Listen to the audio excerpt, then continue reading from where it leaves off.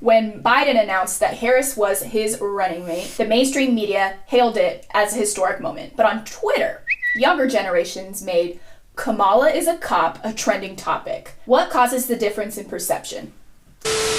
What is up, YouTube? Welcome back to my channel. If you are new here, my name is Karina and you are listening to my podcast, Radical is Relative. This is episode 2 and I'm joined here with my guest, Juwan Harris. We are going to be talking about the state of the Democratic Party from a millennial/young perspective. Joe Biden, Kamala Harris. Do young people want to vote for these two? Do we want to vote for these two? There's so much for us to unpack, so stay with us. What would you say to a millennial voter whose first choice was not Joe Biden and they are now considering not voting in the upcoming election? What I would say to people that are not considering voting is that, yes, we have these bigger ideas of how we want to structure our society. Absolutely. and reshape everything. Let's get out of the hole we're in now. Because unfortunately, that's the world that we live in. But I think the grander scheme of things, it's not what we want right now. Mm-hmm. But I think it's what we absolutely need. What this election is about is getting Trump out of office. Yes. And as upsetting as that is, because potentially like you and I, we want a more socialist society. Right. That's not what this election is. Right. It's not going to happen this time around with this Right. two-party system. I literally feel like that is the only option. Yeah. Hopefully what people who are on the fence and really thinking about not voting can at least see, Right.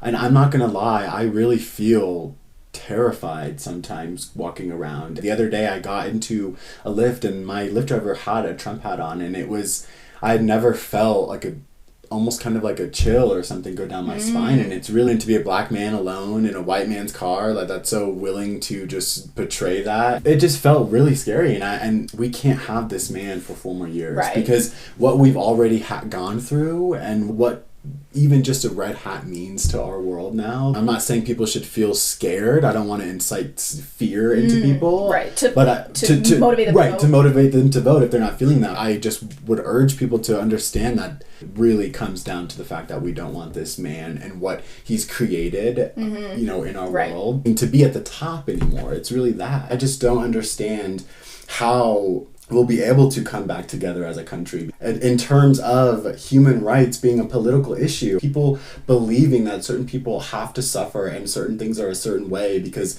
that's the way it's always been. Going back over Biden's kind of his history, what was most damaging for me in watching the Democratic debate, people would call him out. He would just kind of be defensive about it. I think that is where I have a hard feeling towards Biden. It's because the lack of accountability. If it would be one thing if you were to stand up on that podium and say, I influenced so much of how our world works, but that's not me today, or I'm let's work towards undoing the damage that we've caused back in the day or something. Okay. It's a lack of accountability for me. It really is. So with all that being said, I want to give you a quote from Jim Clyburn. He's a Democrat from South Carolina who serves as the House Majority Whip. When he endorsed Biden, he said, "Please compare Joe Biden to the alternative, not the almighty." So my question for you is, should we adopt Clyburn's way of thinking? I think we should. I think that is a really great take on it, and that's something that I probably should tell myself because I haven't necessarily endorsed Biden yet. You know? And obviously, my endorsement is my 1,500 Twitter followers or, the people surrounding me, but I haven't even posted absolutely anything about Biden since he has been named the nomination. It's just been this thing that I know I have to vote for him, but I should take his quote because we should be comparing him to the alternative and not the almighty, because I'm having all these hard feelings, against him, and compared to the alternative, we have to. We should be. It's on one hand, I'm obviously compare him to Trump, duh. Right. But then on the other hand, I'm also in this two-party system, I can't even compare it to the almighty because I don't see myself in either candidate. Right. But it's more important to compare it to the alternative. It really sucks that we have to align so much of our views in our lives and our morals and things like that with this idea. If you think a certain way, you have to, you vote this person, even though 50 or 60% of whatever he's saying you're not agreeing with. Where we are right now, that's what it's come down to. So in general, young people care a lot about policies, police reform, funding education, universal health care, student loan forgiveness. Yes. And universal health care. we want to hear our policies be uttered by those who have power, whereas older generations look at candidates and they scope out how likable is this candidate, because I want them to be likable so that they're electable and then my party wins. With that in mind, do you think that older people are less idealistic than young people when it comes to politics? I mean, obviously, that's an interesting question. Inherently, like, young people are just more idealistic because maybe we haven't experienced so many elections, or maybe it's because in some ways Democrats are getting more and more liberal, that we can imagine a socialist world where maybe 30 years ago that would be like unheard of. I do wish that wasn't such a reach to think and reimagine the world to be agreed. No, better. Absolutely. We shouldn't be told things are the way they are because that's how it's always been, and you just have to kind of go along with it. I think a lot of people looked at Bernie Sanders, and especially older people, and were like, whatever, that universal health care, free college, like, there's literally no way. And it's not like, that it's not that it's impossible. It's that because we can see that it's very possible, it's not that across the world. It's that no one has ever said anything so bold and challenged and challenged the normal normal ways society functions and disrupted it. It's not only possible, but it's reasonable. It's why should people have to struggle? My next question, why do you think young people don't vote more? I think that it's because Obama was when I was only 12, I was so young, and I obviously wasn't old enough to vote, but I remember that being so historical. First black president and all of that. But even then, my life never changed day by day, with the exception of the last 4 years. I've never felt the weight of a presidency, down to me, my individual self. A lot of young people might think like me, before I was 18, before I could vote, it was like, my life is still going to go on. It feels so far removed from my day-to-day life. I also think that there is sort of this idea that maybe some young people have, that the right people will make the right decisions and the world will take care of itself. What's tough about that is they don't feel that's their civic duty or responsibility. This country is founded upon hindering who can vote.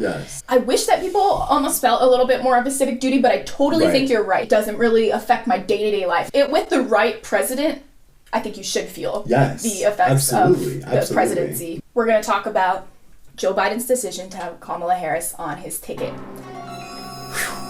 This is major, man. Okay, so early on, Biden promised that his running mate would be a woman. He did not say black woman. It was not until Ahmaud Arbery, Breonna Taylor, George Floyd's death, in the wake of all of those, there was so much racial reckoning and tension in the country that the racial climate informed Biden's decision. He read the room. And he said, Kamala Harris. So Biden, Democrats know how imperative it is to have black people turn out in high numbers for this upcoming election. How is he going to get more black votes? One way, potentially having Kamala Harris as his vice president. I don't know how many people are motivated to vote for a president based on the vice president, but have we ever had a woman, a black woman, an Indian American woman, all in one person as a vice president? No. So while I don't agree with her tough on crime stance, it is a really impactful moment. That kind of representation does matter. When Biden announced that Harris was his running mate, the mainstream media hailed it as a historic moment. But on Twitter, younger generations made Kamala is a cop a trending topic. What causes the difference in perception?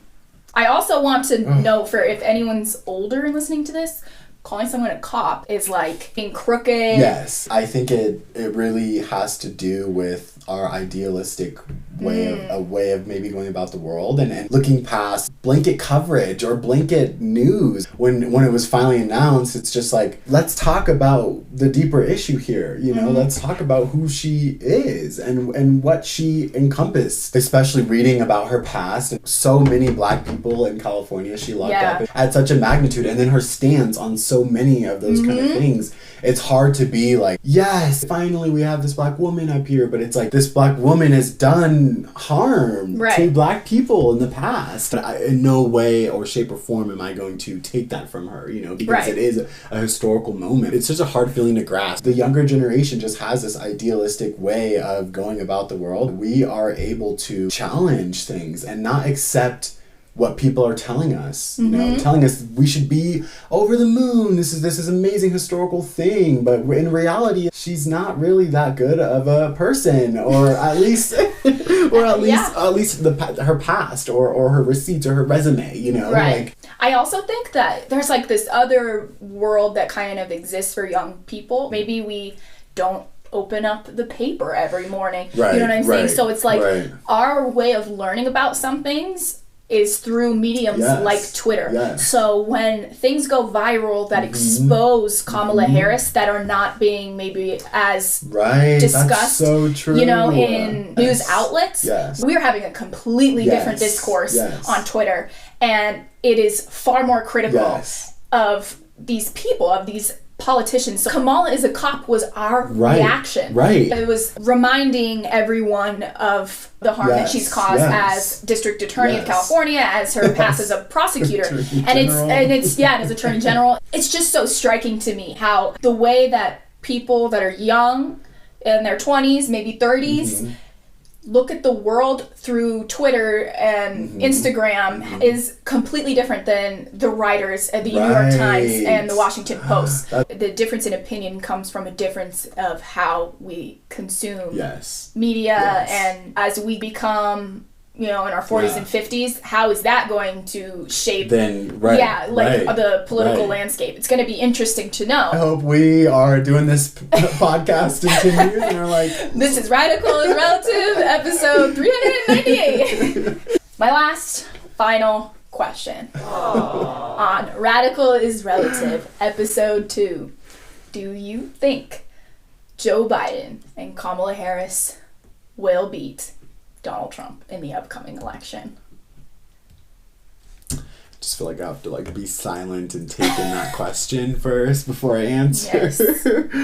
My gut feeling, you know, yes, he can. Now that he has Kamala on the ticket as well, that maybe people will really truthfully pick the absolute, I don't know, choice. And so I hope that he will beat Trump. I do think he will beat Trump, and I don't think it's necessarily like you're saying because people are so stoked to vote for Joe Biden. I think they're so stoked about the idea of anyone but Trump. How he has handled the pandemic, I think, has really informed this election as well. No matter how you see these two, you have to at some point realize that he could handle situations like a global pandemic better than the Cheeto Puff in the office, because he's simply not handling. He's discrediting science. He will beat Donald Trump, and I say that pretty sure. But then again, I was just gonna say, I can't leave this podcast without saying that I am not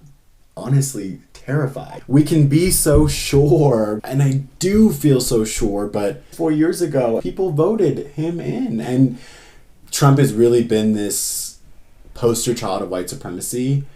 That I feel like a lot of the under-the-table white supremacists and the covert ones, you know, are still there and are still here in our country. More than anything that I want people to get out of this podcast is the fact that in order to get the misogynist, the sexist, the xenophobic, racist man out of office, it requires you to vote. It simply requires you to vote. And you need to go to vote.org and ensure that you are registered to vote. On that website, you can check to make sure that you're registered to vote. Update your address, especially with the mail-in ballot. And you can really need to update see that there. You don't want it to be too late in your vote. Not count. So I'll leave the link in the description bar. It's imperative that Joe Biden wins this election. I will be voting in November for Joe Biden. Me too. And we hope to imagine a better country going forward with Biden's leadership. The masses are calling for things that people weren't calling for years ago. And so let's have that in the forefront of our minds. Get out of this whole, excuse my language, you can blurb that out, and let's get forward and get going and try and do something bigger. Yes. Hopefully. All right. I think that concludes episode 2 of my podcast, Radical is Relative. Thank you, Juwan, for being my first guest. Thanks for having me. And thank you so much for watching. Comment your excitement. Rate your excitement on scale 1 to 10 to vote for Joe Biden, Kamala Harris. Leave that comment down below if you watched this podcast all the way. Thank you so much for watching. Bye. Okay. Oh, Kamala. And that's just how it is. And that's just how the cookie crumbles. And that shouldn't be how it is. Okay. You want to take a thumbnail? Mm-hmm. Is that like a picture?